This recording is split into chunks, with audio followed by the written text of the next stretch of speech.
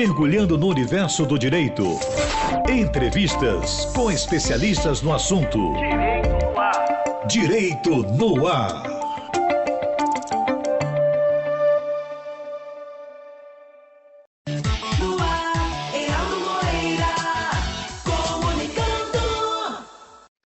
Olá, meus amigos e minhas amigas do Direito no Ar, da Rádio Timbira, em sintonia com você.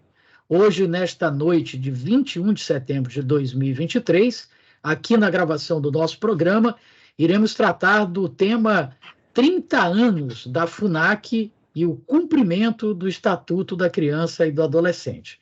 E para isso convidamos, e não podia ser ninguém melhor do que a presidente da FUNAC, a doutora Sorimar Saboia. Doutora Sorimar, muito grato por ter atendido o nosso convite, e como é a sua primeira participação aqui no nosso programa, nesse caso, tradicionalmente, a gente começa, antes de tratar propriamente do tema, pedindo para que o entrevistado fale um pouquinho da sua pessoa, da sua carreira, como foi a trajetória para a senhora chegar até a presidência desse órgão tão importante que é a FUNAC, no trato das questões da criança e do adolescente, porque certamente a sua história de vida, a sua trajetória profissional, ela vai servir de inspiração para muitas das pessoas que estão nos acompanhando. Então, boa noite ao professor Heraldo Moreira. É uma satisfação estar neste momento, ter aceito o convite, muita gratidão pela oportunidade em falar desse trabalho que eu sou responsável. Eu me chamo Sorimar Saboia, eu sou assistente social, sou formada na Universidade Federal do Maranhão, e desde estudante eu fiz parte dos grupos de pesquisa, de um grupo de pesquisa que foi coordenado pela professora doutora Terezinha Moreira Lima, e o meu objeto de pesquisa se tratava do processo de participação da sociedade civil no Conselho Tutelar. Então, a partir daí eu ingresso nesse movimento de defesa dos direitos de crianças e adolescentes durante a minha vida acadêmica, e ao sair da universidade eu tive a oportunidade de trabalhar na Fundação da Criança e do Adolescente. Foi meu primeiro emprego, meu primeiro trabalho. Eu iniciei com uma pesquisa a convite da professora Claudete de Jesus Ribeiro, e essa pesquisa era para avaliar o nível de satisfação e de execução da política executada pela FUNAC. Ela, mais precisamente, esse atendimento realizado aos adolescentes que cumpriam medidas socioeducativas. Então, depois eu assumi um cargo na Fundação, que era coordenadora de articulação municipal, e a minha função era viajar o estado todo para sensibilizar e mobilizar os gestores municipais, os atores municipais, para a implantação do núcleo de atendimento em meio aberto, que era o objetivo, era fazer com que os municípios assumissem o atendimento aos adolescentes com medidas em meio aberto, aqueles que cometiam ato infracional e eram sentenciados para cumprir medida em meio aberto no âmbito dos municípios, até para evitar que esses adolescentes viessem cometer um ato infracional mais grave e ter uma medida mais severa, como é o caso da privação de liberdade. Após isso, eu tive a oportunidade, no governo do governador Jackson Lago, de assumir a assessoria de planejamento e ações estratégicas da FUNAC, e me mantive até 2014, precisamente, até 2015 e 2019, quando eu assumo a presidência da Fundação da Criança e Adolescente, em virtude do falecimento de Elisângela Corrêa Cardoso. Então, foi, na verdade, uma indicação da ex-presidente da Fundação da Criança ao governador Flávio Dino. E fui reconduzida pelo governador Brandão a permanecer no cargo, nessa função. Perfeito. Como a gente imaginava, uma trajetória muito marcante, significativa e inspiradora. Agora, doutora Sorimar, o fato de estar à frente de um órgão que mexe principalmente com uma lei, que é o Estatuto da Criança e do Adolescente. Eu imagino que, pelo aspecto da sua formação ser, né, em assistência social, que é talvez assim o foco do atendimento a essas crianças e esses adolescentes, isso facilita muito o seu trabalho. Mas, por outro lado, ter que trabalhar com essa lei permanentemente, sem ter a formação na área, isso dificulta de alguma forma? Olha, o profissional de serviço social, o assistente social, ele tem uma formação que permeia, inclusive, que é uma formação garantista, né? Onde os profissionais eles precisam conhecer sobre as leis que permeiam todos os segmentos da sociedade, principalmente aqueles que nós trabalhamos, como o de criança e adolescente, do idoso, da pessoa com deficiência. Então, conhecer todo esse aparato legislativo, as normativas, inclusive internacionais, sobre esse atendimento que nós realizamos é fundamental. A gente vê isso desde o processo formativo dentro da universidade, que se estende posteriormente na nossa atuação. Então, não tem como você realizar um trabalho se você não consegue compreender a legislação que permeia esse atendimento, quais são os direitos assegurados por lei, quais são os deveres também, né? Então, é necessário que a gente tenha todo esse arcabouço teórico, metodológico, né, jurídico, das leis que norteiam essa ação, para a gente fazer um atendimento que seja, de fato, que priorize o público, que atenda às suas necessidades, que faça seu processo de inclusão, porque não tem inclusão em políticas públicas se a gente não tem essa compreensão. Então, o assistente social ele é esse promotor de direitos humanos, de direitos fundamentais necessários aí para que os cidadãos, os sujeitos acessem também, consigam acessar seus direitos. O assistente social ele é esse agente aí promotor que consegue fazer esse processo de articulação com esse objetivo, né? Fazer a inclusão dessas pessoas. Perfeito. E depois, claro, tendo também uma equipe, não é?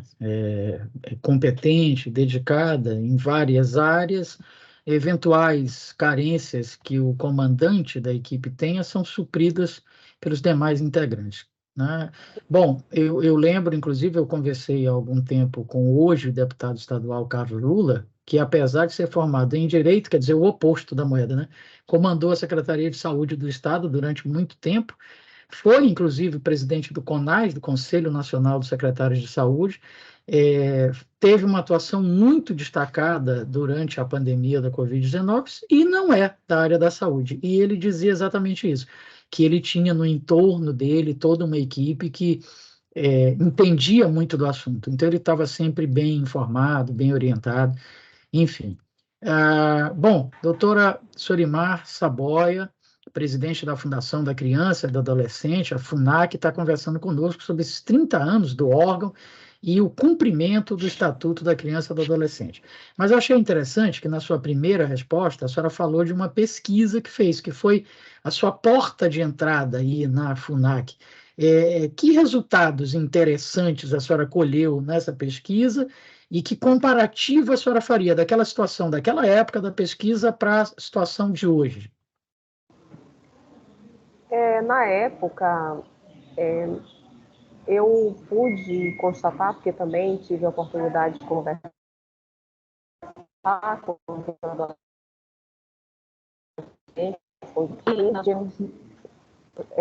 muitas questões relacionadas à violência institucional, né, de adolescentes, que é a agressão, a violência por parte dos agentes públicos, né, aos adolescentes, a própria estrutura física não tinha, era ainda precário, a questão do conforto, da habitabilidade dos adolescentes nos espaços. Então, não tinha ainda um parâmetro que norteasse a estrutura para esse atendimento. E de lá, desse período para cá, hoje a gente tem uma lei que define, que institui o Sistema Nacional de Atendimento Socioeducativo.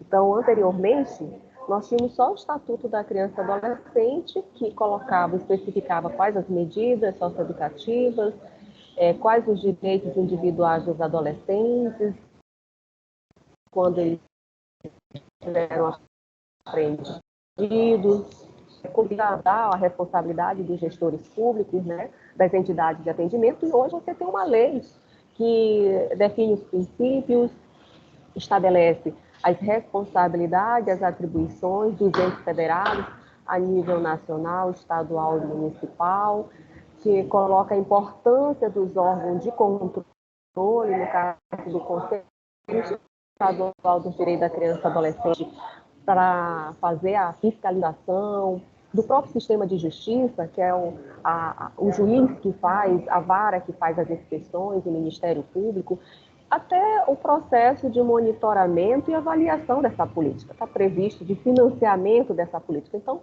muita coisa mudou de lá para cá. Hoje nós temos, em 2016, nós tivemos a resolução 119 do Conselho Nacional dos Direitos da Criança, que é o CONANDA, que aprovou os parâmetros desse atendimento, do atendimento socioeducativo. Então, no parâmetro, a gente tem os parâmetros pedagógicos, os parâmetros arquitetônicos, foi importantíssimo, é um marco para a gente saber qual é o espaço que nós precisamos para atender um adolescente, que é uma pessoa que está em condição de desenvolvimento.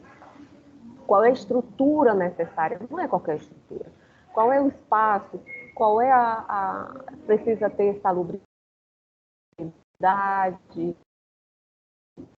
habitabilidade, criança.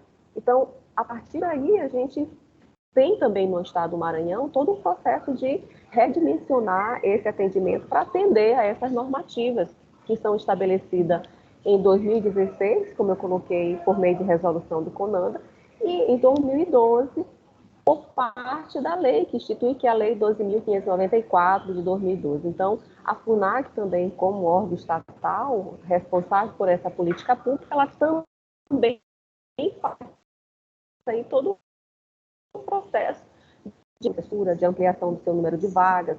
Então, nós saímos de 8 vagas para 12 vagas para atender adolescentes em conflito com a lei. Nós hoje temos,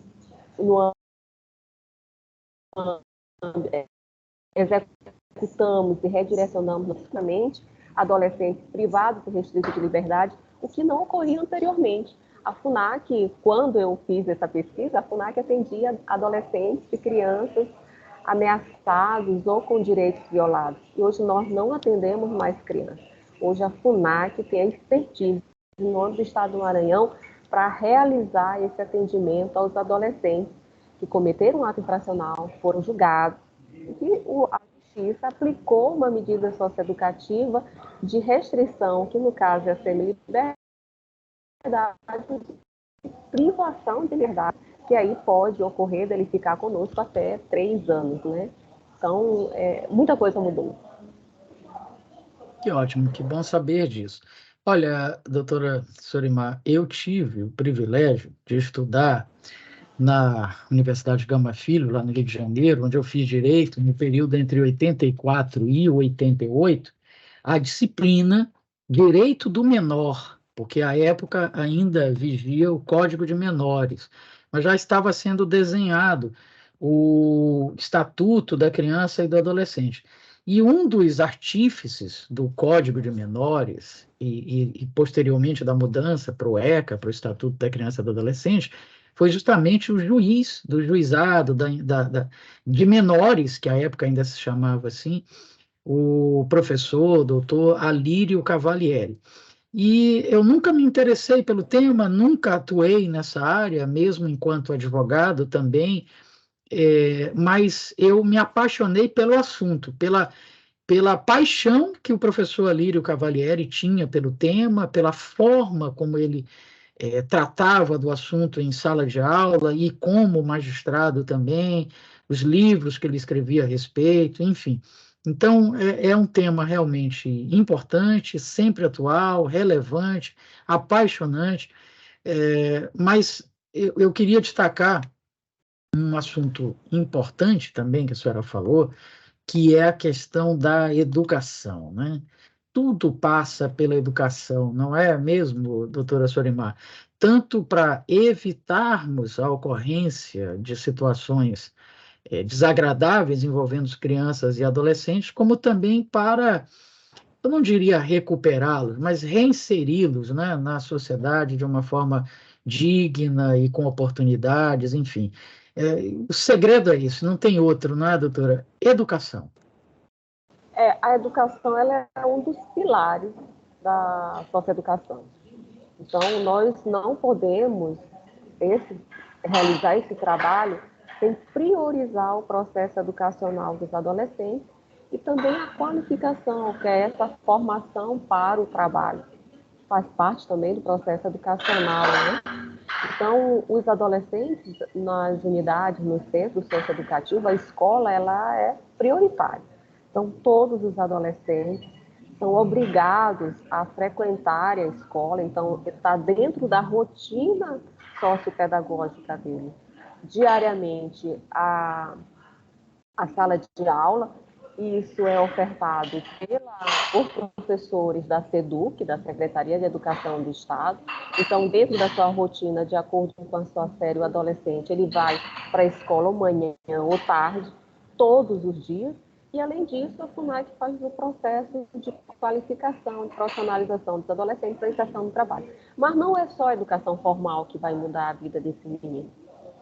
A mudança vai ser também naquilo que ele vai aprender enquanto cidadão, de informações que ele vai obter nos grupos de trabalho, nas oficinas temáticas, no atendimento técnico especializado, que é feito por assistentes sociais, por psicólogos, por advogados. Então, esse conhecimento, essa orientação que ele vai obter dentro do centro socioeducativo é que vai fazer também com que ele mude a sua postura, o seu comportamento, que ele possa compreender que aquele comportamento é inadequado, e um dos objetivos da lei, do estatuto, é desaprovar essa conduta e responsabilizá-lo, né, pelo cometimento de um ato infracional. Então, é nesse espaço de educativo, de conhecimento, de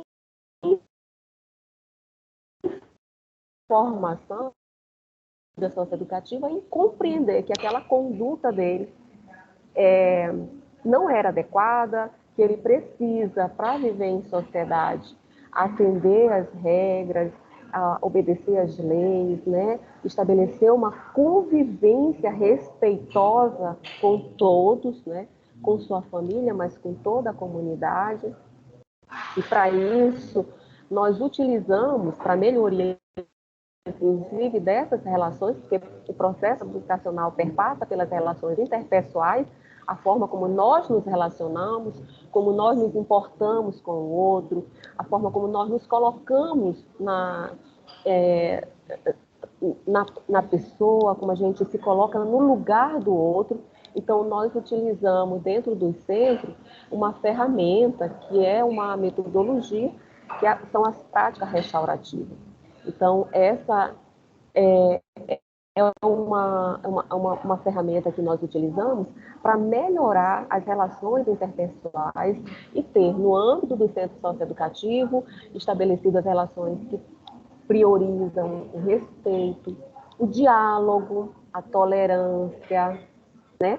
A honestidade, porque no processo educacional é preciso que a gente seja honesto um com os outros, e isso a gente vai fazer com as práticas restaurativas que ocorrem por meio do ciclo de construção de paz.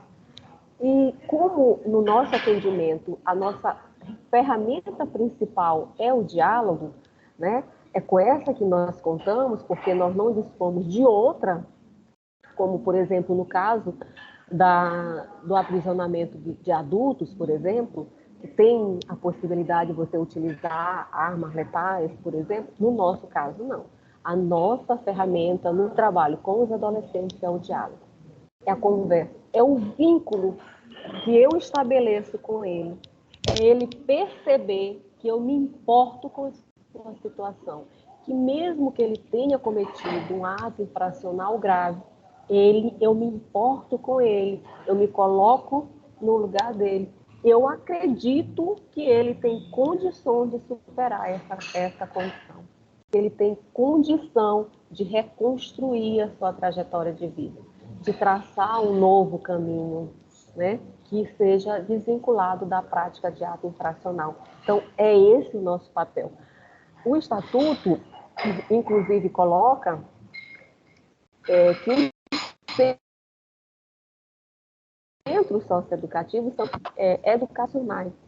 Então, porque ali é um processo de reeducação dos adolescentes e jovens que nós atendemos. Perfeito. Bom, doutora Solimar, em um dado momento de uma das suas falas anteriores, a senhora mencionou o contato que a senhora tem com os municípios. A gente sabe que o governador atual do estado, o governador Carlos Brandão, ele faz questão de frisar sempre isso em quase todos os discursos dele. Ele é um municipalista, né? E esse movimento pelo municipalismo, ele cada vez mais cresce no país, porque cada vez mais as pessoas entendem que quem está mais próximo do cidadão, o representante do Estado, o Estado aí no sentido da nação, né, do país, quem está mais próximo é o município.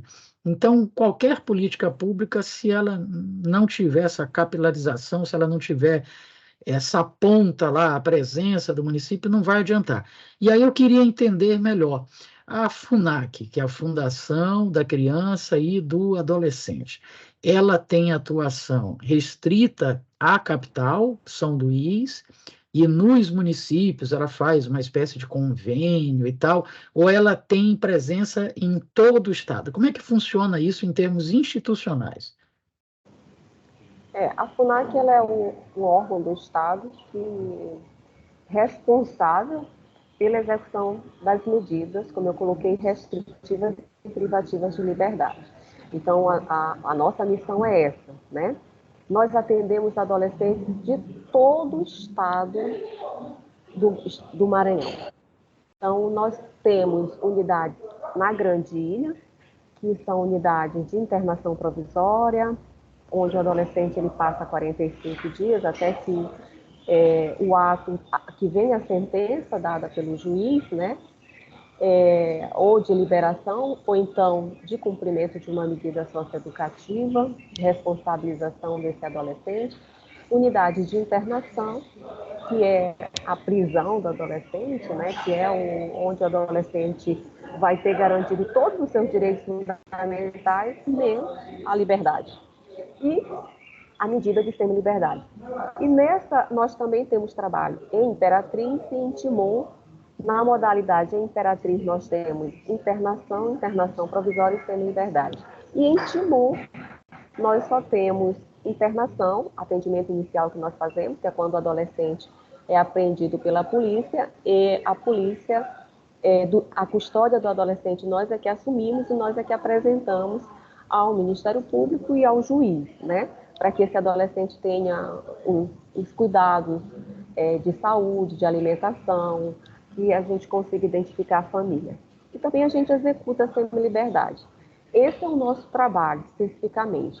No caso dessa nossa articulação com os municípios, ele só vai se dar no processo formativo.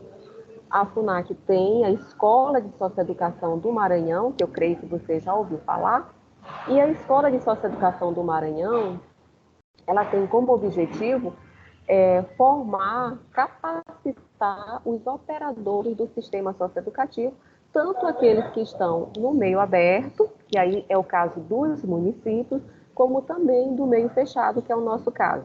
Por quê? Porque isso está de acordo com a diretriz nacional, que é estabelecida pelo Sistema Nacional de Atendimento.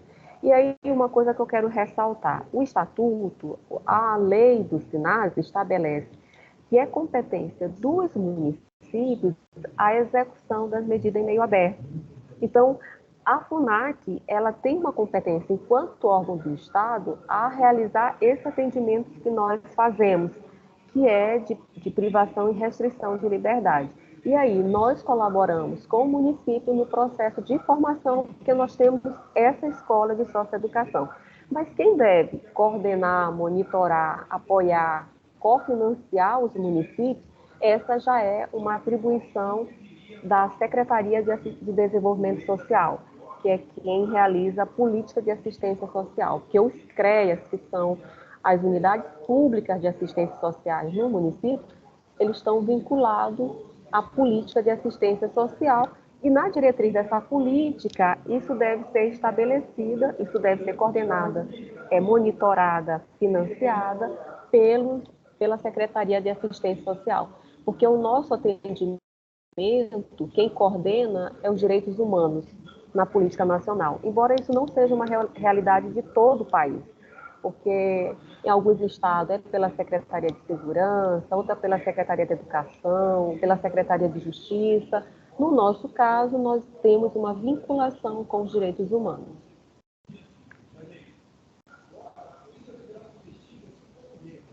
Perfeito. Estamos conversando com a doutora Sorimar Saboia, que é presidente da Fundação da Criança e do Adolescente aqui no estado do Maranhão, a conhecida FUNAC. Bom, doutora Sorimar, essas unidades espalhadas em apenas 3 municípios, que a senhora mencionou, elas são... 3 regiões, desculpe. Elas são o bastante para atender todo o nosso estado, ou a senhora pensa em expandir isso para outras regiões, para outras unidades? Olha, hoje nós temos uma realidade que é a redução dos adolescentes admitidos nos centros socioeducativos pela prática do ato infracional. Então, hoje nós temos uma capacidade para 390 e nós temos em torno de 180 a 200 adolescentes no sistema. Então, eu não tenho uma necessidade, apesar da gente ter adolescentes de várias regiões do estado, e tem um município que a gente já tem unidade de semi-liberdade e provisória, mas que necessitaria de uma unidade de internação, que é o município de Timon, porque nós temos um número bem significativo de adolescentes oriundos desse município, e a lei diz que esses adolescentes eles devem cumprir sua medida socioeducativa próximo às suas famílias e à sua comunidade. Mas isso ainda é um projeto que a gente pensa em incluir para o próximo PPA, porque demanda recurso, né, orçamentário, financeiro, precisamos de pessoal, de ter uma estrutura física adequada para fazer esse atendimento, porque não pode ser qualquer imóvel para fazer atendimento de privação de liberdade, imagina de privação de liberdade de adolescentes, né? Então, como eu coloquei, a gente tem padrões estabelecidos e o arquitetônico é um deles. Mas eu creio que nas demais regiões a gente tem aí adolescentes de vários municípios, mas não de um número tão significativo como a gente tem, por exemplo, de Timon. Eu avalio que nas demais a gente não tem necessidade para abertura de unidades socioeducativas. Eu fiquei espantado agora com o número que a senhora falou. Eu achei que era um número muito maior, até porque a gente tem como referencial, né, por não militar na área, a população carcerária, né, que é um número absurdo e a gente sabe também com superlotação, enfim. Agora, esse episódio específico de Timon, não sei se já foi feita alguma pesquisa para entender esse fenômeno, né? Porque, assim, de forma totalmente empírica, eu diria, a gente imagina que seja pela proximidade ali com uma capital, e isso, de certa forma, facilitaria, entre aspas, essas condutas irregulares, ou não tem nada a ver?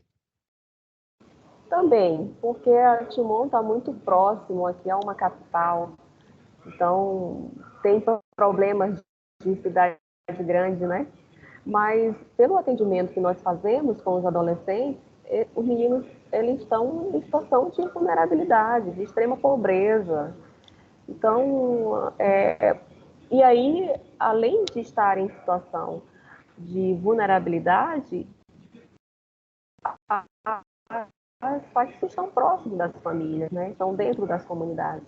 Há rivalidade entre esses grupos, então, às vezes, o adolescente ele vê como uma oportunidade de ter algo, de ter dinheiro, de comer, né? Por exemplo, de manter suas refeições. Então, é uma realidade bem difícil que precisa de uma intervenção pública, política e, inclusive, da rede de proteção desses adolescentes, rede de proteção de criança e adolescente, para a gente entender e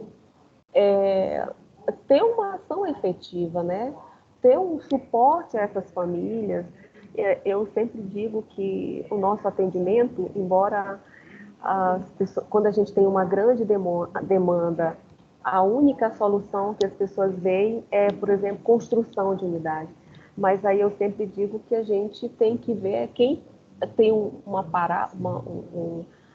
uma história que diz que é preciso que a gente veja quem está colocando os meninos no rio e não só ficar parando ou tirando ele, né? Ou salvando eles quando eles estão afogados.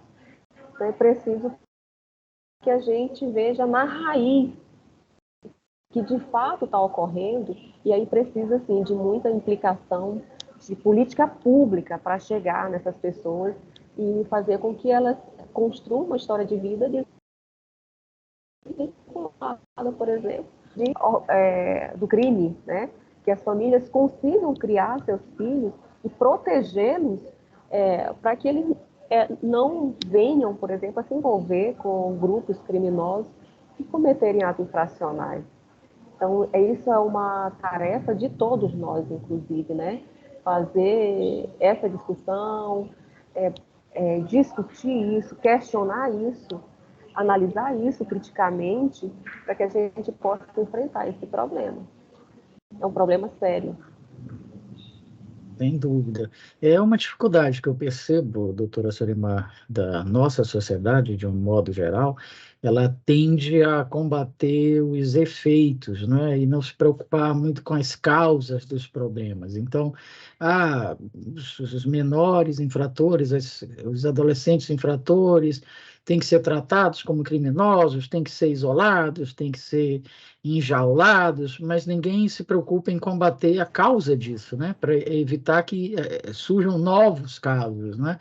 Mas, pelo visto, aqui a gente tem conseguido, porque pelos números que a senhora colocou, é uma realidade bem interessante aqui, né?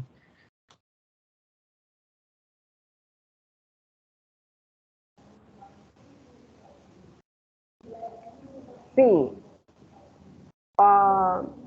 o estado do Maranhão, comparado aos outros, né, estados do Brasil, ele sempre teve um quantitativo bem menor, né, que está aqui também no Nordeste. Então, o número do estado do Maranhão sempre foi bem menor. Em média, por ano, nós atendemos ano passado nós atendemos 908 adolescentes. Só tem 8 adolescentes que poderiam estar na escola, que poderiam estar estudando, que poderiam seguir a sua vida normal e estavam dentro de uma unidade de internação, estavam privados de sua liberdade.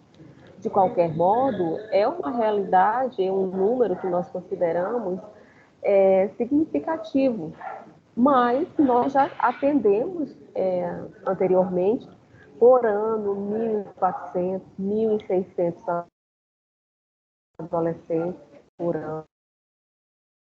Então, é um número bem relevante. Tivemos no número de adolescentes sentenciados para cumprimento de medida socioeducativa,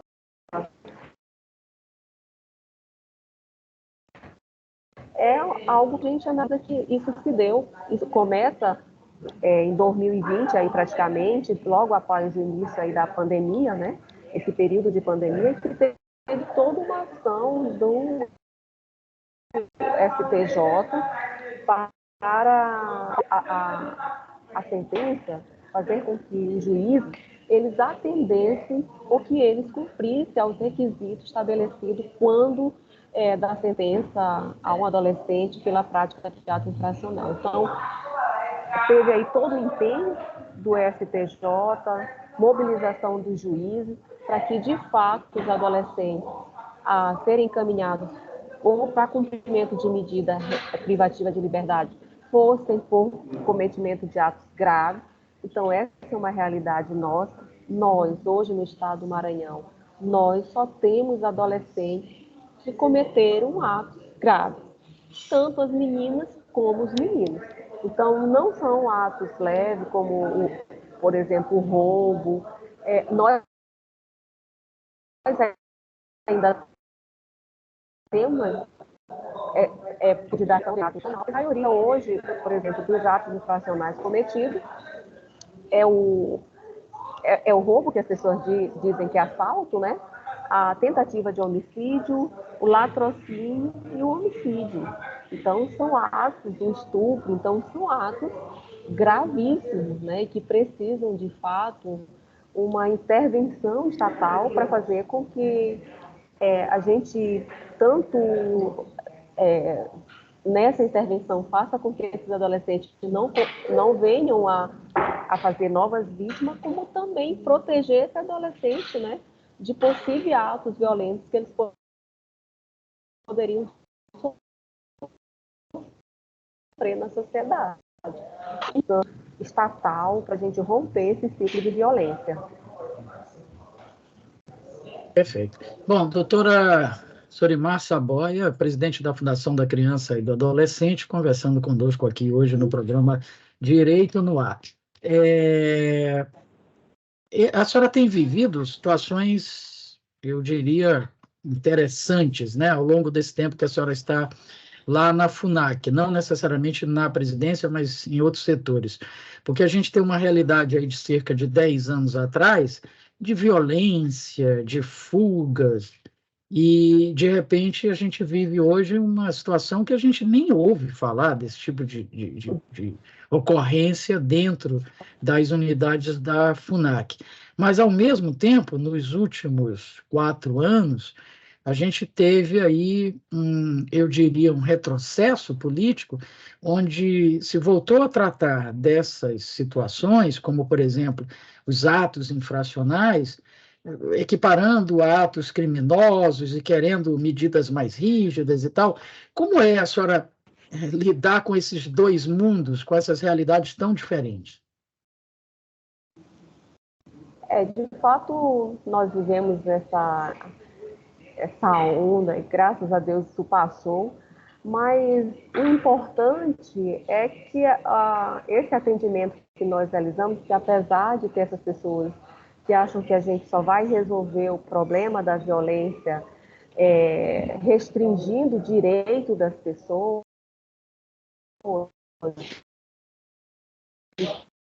carcerando as pessoas, elas fiquem no sistema, higienizando, como se a gente quisesse tirar da sociedade algo que não fizesse parte da nossa realidade, né? Então, embora a gente tenha vivido e tenha tido vários projetos que requeriam a redução da maioridade penal, mas nós sobrevivemos. E isso é graças a todo um movimento que tem no sistema que a gente chama, que é o sistema de garantia de direito, e que tem os atores que atuam na defesa e no controle, que foram fundamentais. Então, o Conselho Nacional do Direito da Criança e Adolescente, o CONANDO, os conselhos estaduais, que tem em cada estado, assim como os municipais, o próprio sistema de justiça, né, que tanto o juizado, as defensorias, promotorias, o fórum de gestores de atendimento socioeducativo, que eu faço parte, sou presidente, onde nós discutimos as políticas, as questões que afetam o atendimento no Brasil, que tem para a gente não retroceder, né? Então, houve um movimento da sociedade para que a gente não retrocedesse no que nós já havíamos conquistado, que é importantíssimo. O Estatuto da Criança e Adolescente, ele é um instrumento fundamental para as famílias, para a sociedade, porque ele protege, ele garante, ele dá o mesmo tratamento de uma criança que nasceu, que teve todas as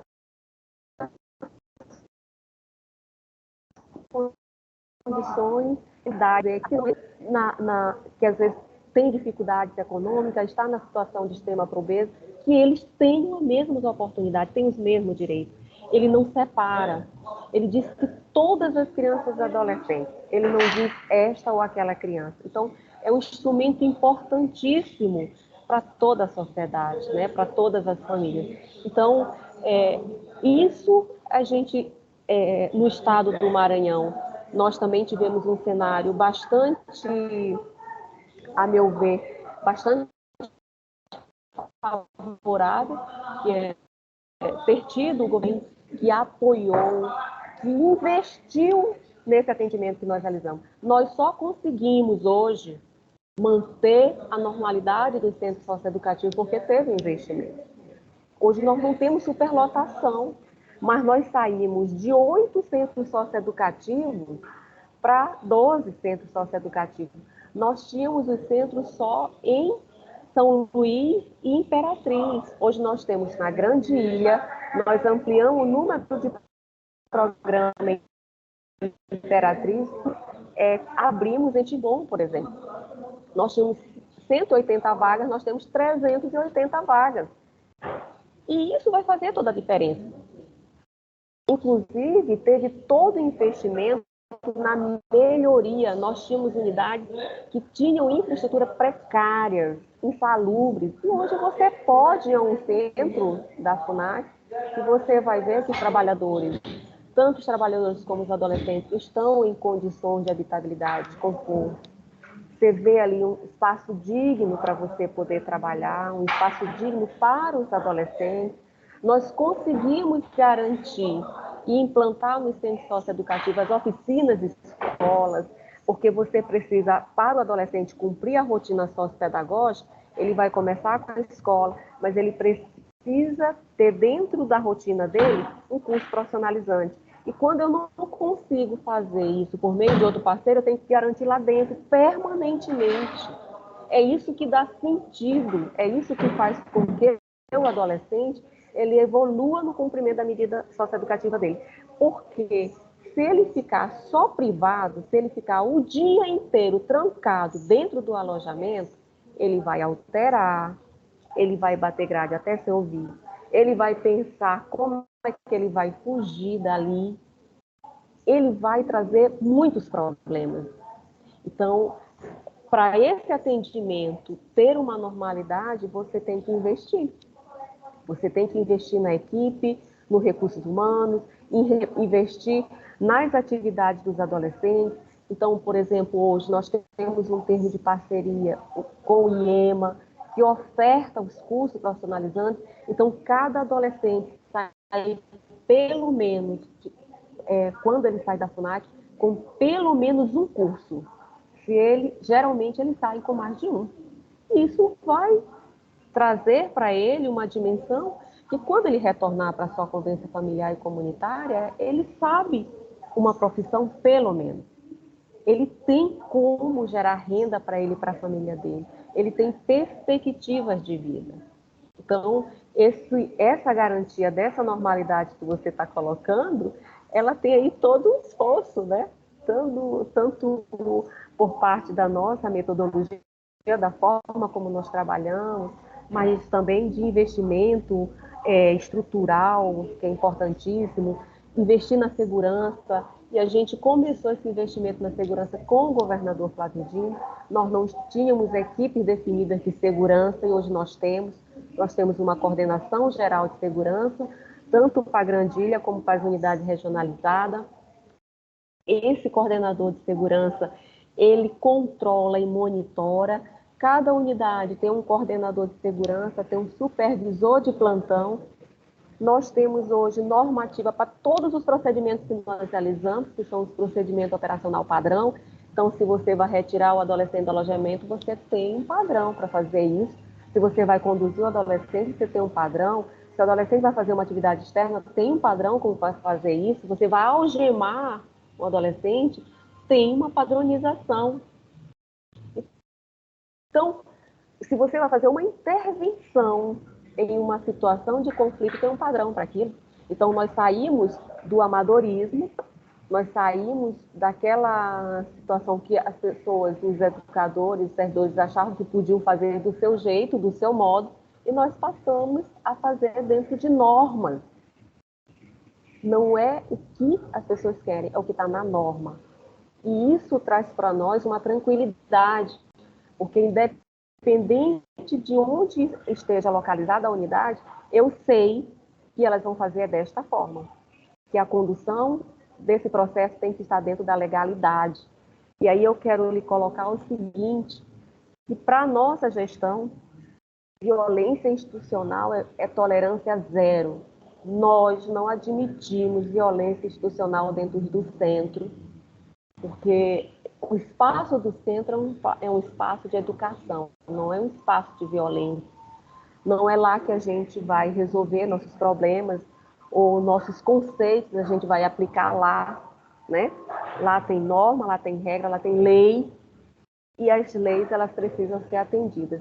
E quando as pessoas excedem as suas funções, elas são responsabilizadas ou quando desligadas. Então, é por isso, porque para a gente trabalhar nesse atendimento, o respeito ele é mútuo. Então, o adolescente ele tem que nos respeitar, mas nós também respeitamos ele. Então, eu não posso estar no centro socioeducativo e tratar o adolescente de ladrão. Não é esse o espaço. Ele tem nome, tem sobrenome. Então, nós não admitimos esse tipo de comportamento. Que era muito esse modo que às vezes a sociedade quer ter de arbitrariedade, de violência, era o que o governo anterior, o governo nacional do Bolsonaro, defendia. Que foi muito difícil para a gente, no âmbito do centro socioeducativo, quando da gestão, fazer gestão e dizer o atendimento que nós realizamos deve estar de acordo com o Estatuto da Criança, com as normativas internacionais. Ele tem regras, essas regras precisam ser obedecidas pelos adolescentes, mas também pelos servidores que têm essa responsabilidade de executar esse atendimento.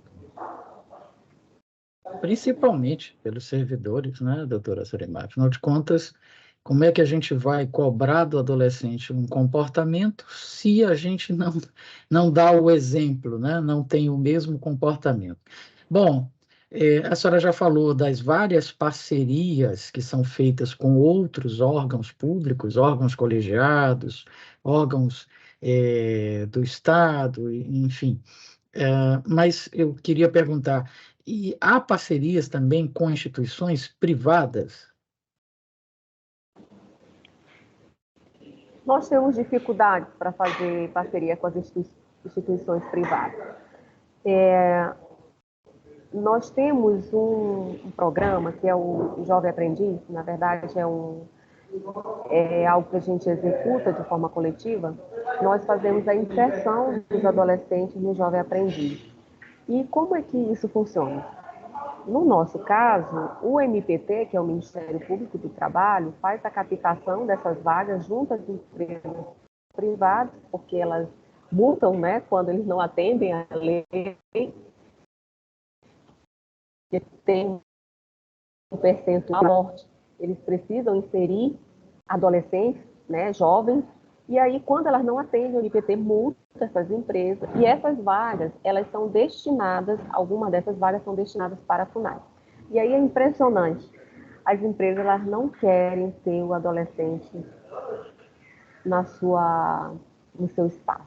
Elas pagam o curso que eles precisam ter, elas pagam um salário, assinam a carteira, mas elas não querem os adolescentes.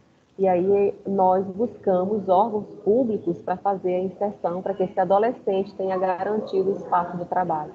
E aí a gente conta com a CETRES, que recebe os adolescentes, e as outras instituições.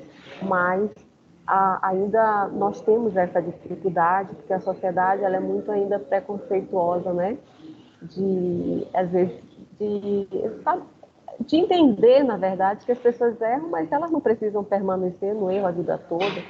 E elas devem ter oportunidade para poder seguir seu rumo. Então, nós precisamos acreditar que as pessoas elas conseguem superar essas dificuldades, que elas conseguem ter outras trajetórias de vida. Porque senão a gente estaria empadado ao fatalismo, ao fracasso, né? Então, nós temos ainda, infelizmente, muita dificuldade nesses aspectos, né?